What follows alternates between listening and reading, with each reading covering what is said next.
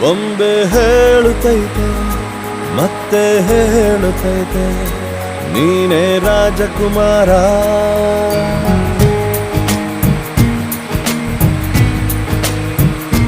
ಬೊಂಬೆ ಹೇಳುತ್ತೈತೆ ಮತ್ತೆ ಹೇಳುತ್ತೈತೆ ನೀನೇ ರಾಜಕುಮಾರ.